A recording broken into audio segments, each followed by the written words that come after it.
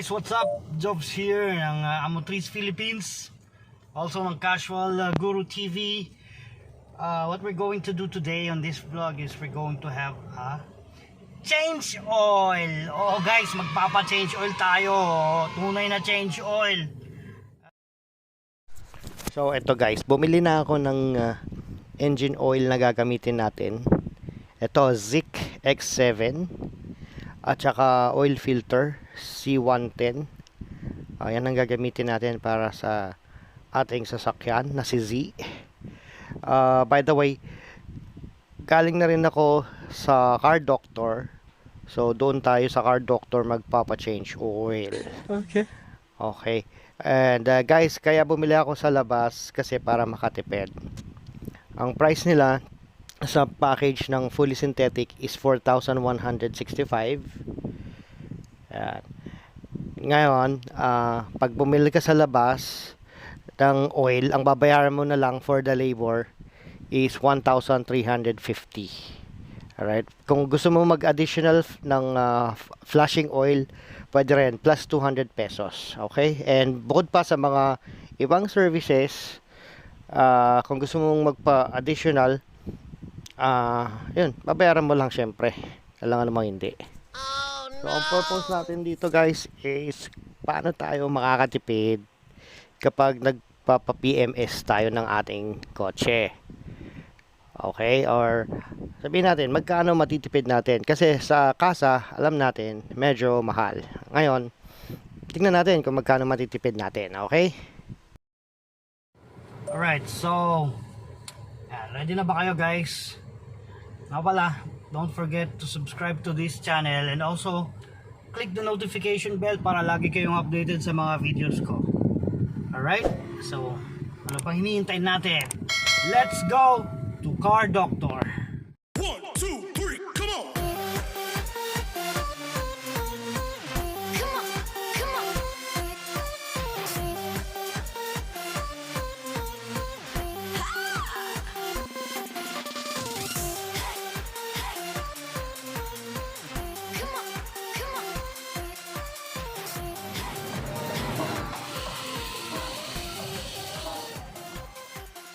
Okay, so pasok lang natin yung kotse natin sa engine bay.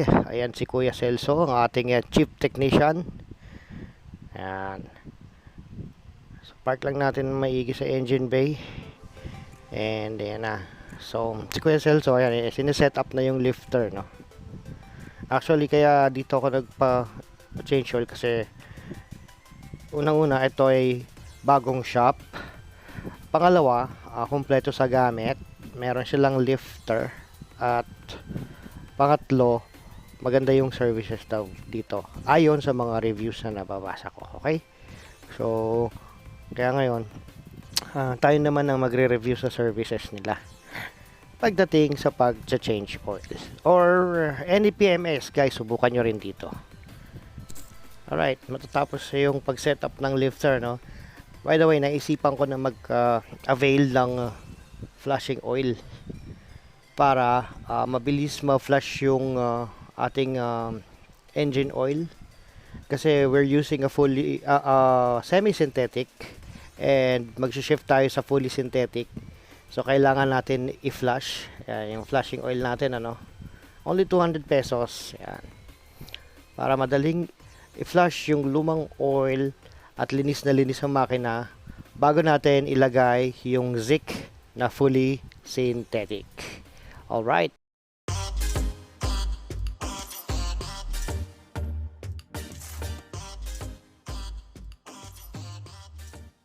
And while we are waiting for the flashing oil to mix with the engine oil, siguro mga 5 to 10 minutes, and then we will start flushing the lumang oil. Ayan. So, linis muna ng makina using the air compressor. And let me just show you some of their tools here. Ayan. So, ayan yung kanyang toolbox. And of course, ginagamitan din nila ng grill cover. At ito, cool sa lahat. Ayan. Ayan. Ayan. Meron siyang cover para sa driver. Merong cover para sa steering wheel, and of course para sa handbrake tsaka sa cambio, no. Oh, galing. Para sa safety ng mga car owners at of course ng technician natin. Nga pala, free check-up din tayo Kung gusto nyo magpa-check up kay Ateng, alam niyo na kung saan kayo pupunta.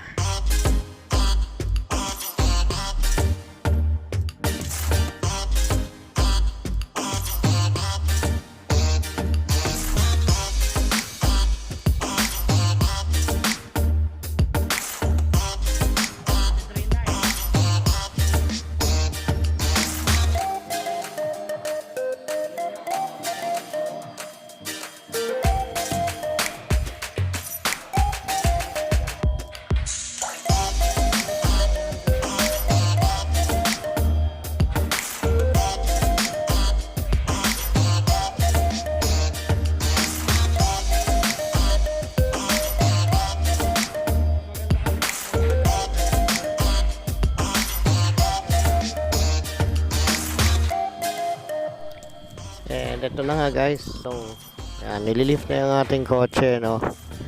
Yan, so ganyan magpa-change oil. So mas maganda kasi kung meron lifter. So makikita nyo pati yung ilalim. Actually ma-check ninyo yung ilalim ng sasakyan ng mas madali. Ito naman guys, so yan, iti-drain na yung lumang engine oil natin. Yan. So bago yung equipment nila, ganda. Alright, so yan yung storage ng lumang engine oil, ano. And then ayan yung pangsalo. Kung magdi-DIY naman kayo, ginagamit dito palanggana o kaya batya. Right. Ang gagawin lang natin dito is tatanggalin natin yung drain plug washer.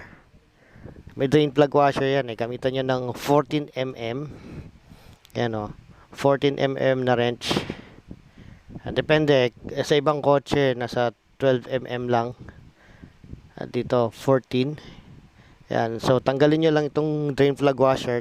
Then yan, kita nyo yung langis. Yan So yan, drain nyo lang yan. Yan, napakaitim na guys Yan. So every 5,000 kilometers we would suggest na ipa-change oil nyo if you're using a mineral oil or a synthetic oil. Tapos up to 7,000 kilometers naman pag semi-synthetic. And this fully synthetic, tumatagal to up to 10,000 kilometers bago magpa-change oil ulit. So mas makakatipid kayo. But I would suggest wag nyo nang paabutin ng 10k, mga 8 or 9k change oil na ulit. Okay, so bukod sa change oil guys, meron akong binaling spark plug NGK Platinum. Ipapa-install na rin natin to, no. At palagay na rin natin sabay ng change oil. And pagkatapos ng change oil, so habang dine-drain yung langis, Ayan, so tatanggalin na yung oil filter, papalitan. And then bubuhos naman yung Zik X7 engine oil. Right, so hintayin lang natin yung ma-drain yan, And guys, nagugutom na ako. Hindi na ako makatiis kasi may masarap na doon, may masarap na pagkain doon, the best laksa in Kuala Lumpur nandito, 50 best laksa guys. So kakain muna tayo. Yan. Yan, pinag-prepare na tayo ni Mrs. The best laksa in Kuala Lumpur nandito na guys. Dito lang sa The Car Doctor. Yan, if you would like to order, yan, punta lang kayo dito. Sarap. Pwede nyo ipag-grab. Tsaka ito, ang dami and ito yung menu nila. So, most of the foods here, Asian foods, Japanese foods. Of course, we're proud to be Asian, Yan. Kaya, if you're craving for Japanese food or laksa, pwede kayo pumunta rito or magpa-grab food kayo or food panda. Dito lang sa Car Doctor Visayas Avenue. Ayan, no, makita nyo. Meron silang 6 engine base. Agahan nyo lang ang punta rito, guys. Sigurado maaasikaso ang pag-change oil nyo. At di na kayo aabutin na magdamag. Gago! Isang ulitin guys, ang sarap ng laksa, grabe. Pinawisan ako. So, balik tayo dun sa engine bay natin, ano. Yan.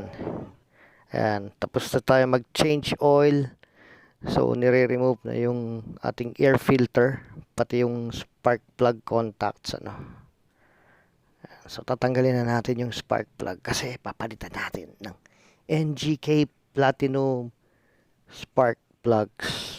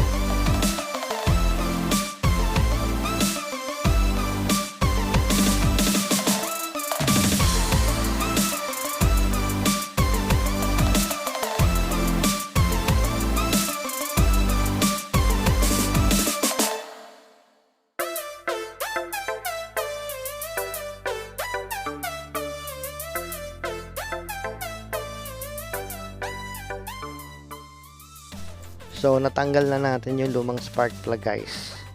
Ito naman yung bago. NGK Platinum. Yung luma, NGK Platinum din. Subok ko na ito, no? Bukod sa mura na, napakatagal pa bago mapalitan. It usually takes up to 50,000 kilometers, ano, bago ko magpalit ng spark plug using this NGK Platinum. But minsan kasi ano lang 40,000 kilometers, depende kung bago na yung andar ng makina, pinapalitan ko na agad. Yan, so i-shoot na natin, ano. Yan, shoot na natin isa-isa, dahan-dahan ipasok. Yan, dahan-dahan lang, guys. Make sure na hindi nyo ibabagsak or ihuhulog ng basta-basta para yung tip niya, maganda yung kapit at maganda yung performance niya. Kasi minsan kapag yung hinulog mo, yung tip niya hindi naka-ayos or maring ma-damage yung tip,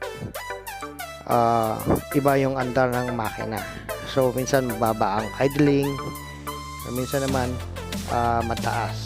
So just make sure yung contacts ay maganda yung pagkaka install ninyo, and of course higpitan ng mabuti. Okay, so higpitan ng mabuti using this ilan ba to, 16mm na socket wrench.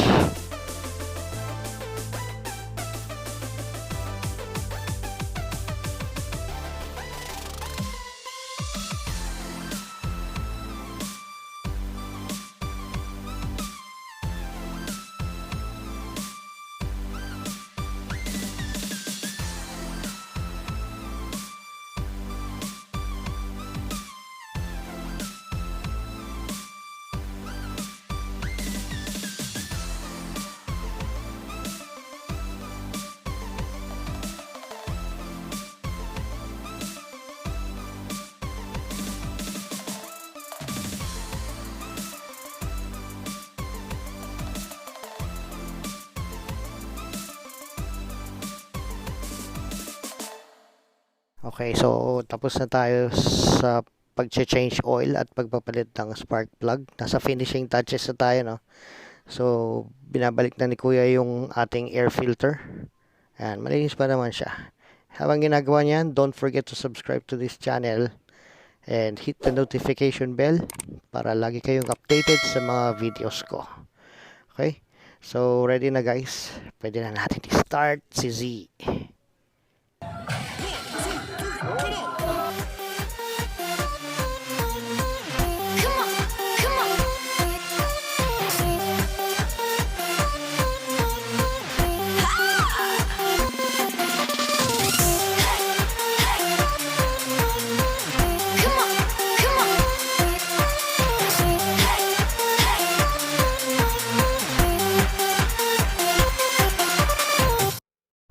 Alright, so we are now checking the engine oil. Ayan, napakalinis.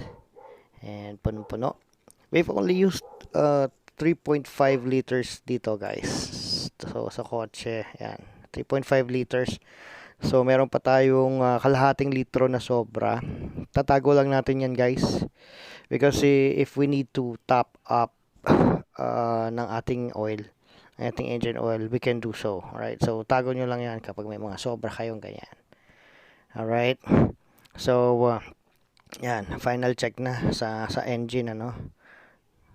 Yan.